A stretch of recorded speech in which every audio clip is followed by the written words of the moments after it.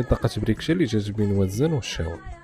عندهم واحد العادة قديمة بزاف ديال بوجلود، تتحكي باللي واحد الشخص تيلبس الجلود ديال الماعز في المناسبات والاعياد. وغندخلوا وغنشطوكم معنا ومرحبا بكم كبيرا وصغيرا كما كتشوفوا.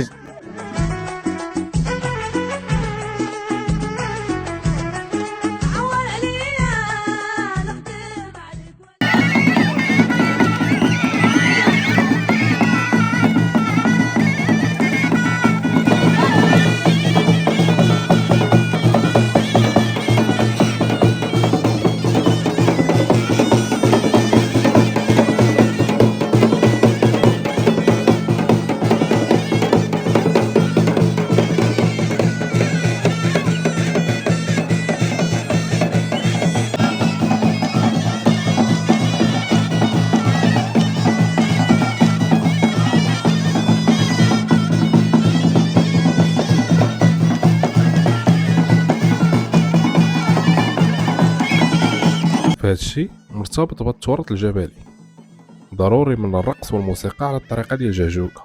في الاول تيبدا باللباس ديالو اللي تيكون ديجا مصاوب هو والصديق ديالو باش يكونوا عند حسن الظن ديال الجمهور ديالو، ومن بعد تيتوجهوا للبلاصه اللي غادي يكون فيها الاستعراض ديالو.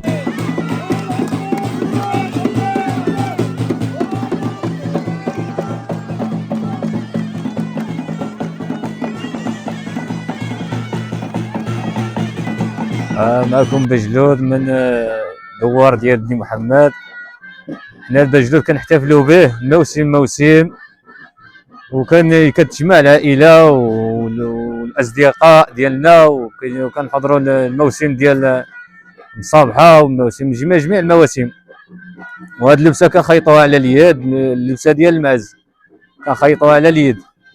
وهذه الثقافه ديال جدنا ديال شحال هذه من الجد للجد. كنديروا وجلود كنحتفلوا مع الاصدقاء،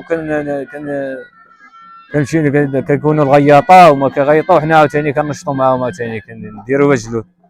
وهذا الشيء بهذه اللبسه هذه كما كتشوفوا، هذه اللي هضره كتسمى العصا. هذا اللي قرب كنضربوه باش ما كنخريوش الدراري الصغار ولا الدراري الكبار كيدفعوك ولا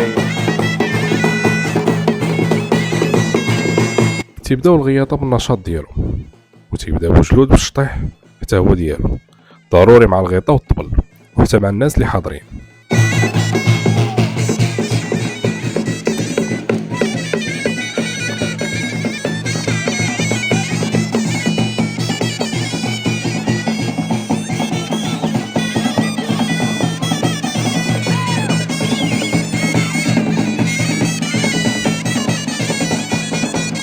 وهذا التراث معروف بزاف في المنطقه ديال جبالة الريف، ولكن الا ما كانتش الموسيقى ديال جهجوكة بالغيطه والطبل ما تتكونش الفرجه هي هذيك.